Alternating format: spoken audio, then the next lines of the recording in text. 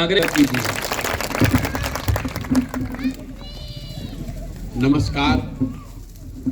सबसे पहले आपने अपने गांव के इस प्रांगण में मेरा जो स्वागत किया है, मुझे जो सम्मान दिया है, मुझे मेरी बात रखने का अवसर दे रहे हैं, अपने से मिलने का अवसर दे रहे हैं, इसके लिए आपका तहे दिल से आभार व्यक्त करते हैं, आपका शुक्रिया अदा कर रहे हैं। देखिए, हमारा नाम है प्रशांत किशोर।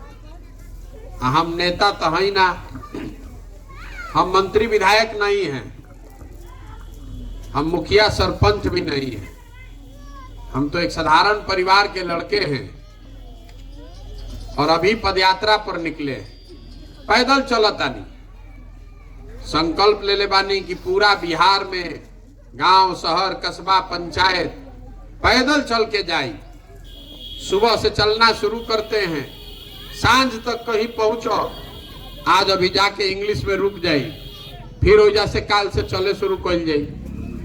140 दिन हो गए चलत, अभी 5वां जिला में बानी।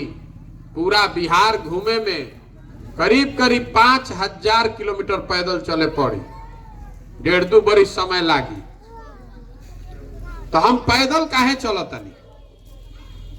हमारा पैदल चलने से तो राउर गरीबी ना दूर होई, हमारे पैदल चलने से आपके पढ़ने की व्यवस्था नहीं ठीक होगी, हमारे पैदल चलने से भ्रष्टाचार नहीं खत्म होगा, आपके गांव का गली नाली सड़क नहीं बनेगा।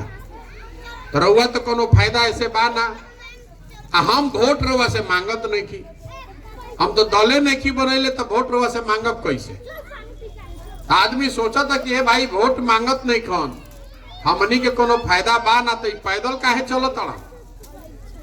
पैदल इसलिए चल रहे हैं कि जिस समाज, जिस राज्य के लोगों की स्थिति को सुधारना चाहते हैं, कम से कम एक बार जाकर अपनी आंख से देखें तो सही कि आप रहते किस कष्ट में। हम सिवान में घुसल बानी, तो जब हम चंपारण में रही तो कुछ आदमी सिवान के जात रहे तो कहत रहे कि सिवान में भैया इतना गरीबी नहीं थे, सिवान का बड़ा बड़ा नेता। हम सिवान में चलो तनी रवा के बता रहल बानी कि पश्चिम चंपारण से भी राउर दशा खराब बा, जितना गरीबी है। तो जो नेताजी लोग भी है यहाँ, जो हमारे साथ भी मिलने आता है, उसको भी नीचे का स्थिति का ज्ञान नहीं है। ये 4-4 बार से विधायक मौका पंचायत के नाम नहीं खे मालूम, काम के तो बातें छोड़ दी। आदमी जीव जकरा के रवा नेता बना देनी, अब वो हेलीकॉप्टर से ऊपर चलता, जमीन पर कोई नहीं के चलत। यही से ना हमनी के खिस्सा कहानी में पहले सुनावल जात रहे कि जे प्रतापी राजा होत रहे, वो रात में भेष बदल के निकल के जात रहे देखे खातिर कि प्रजा के का कष्ट बा। और आज के दशा रवा देखी कि रात के तो बातें छोड़ दी, जे दिन में भी कोई रवा से सुध लेवे नहीं खे आवो, जेकरा के रउआ नेता बनैले बानी। ये दुर्दशा बा हमनी के। तो हम चलल बानी, निकलल बानी पैदल, गावे गावे जाई, देखो लोग से समझो। पदयात्रा का पहला उद्देश्य है कि गांव, शहर, कस्बा, देहात में घूम के बिहार के पंचायत का, हर पंचायत का विकास का योजना बनाया जाए।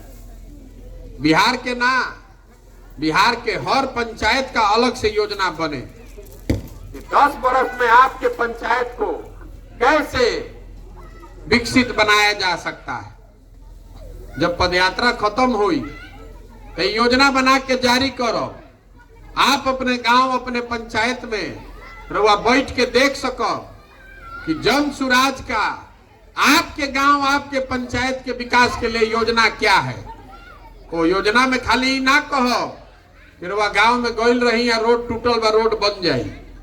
रोड टूटल बा, नाली गली नहीं खे तो बन ही के चाहिए, लेकिन नाली गली का बनना, रोड का बनना विकास नहीं है। अगर विकास चाहिए तो आपके बच्चों को पढ़ाई की व्यवस्था होनी चाहिए, रवा लइकन के रोजगार होके के चाहिए, एजा खेती किसानी सुधरे के चाहिए, एजा फैक्ट्री लागे के चाहिए।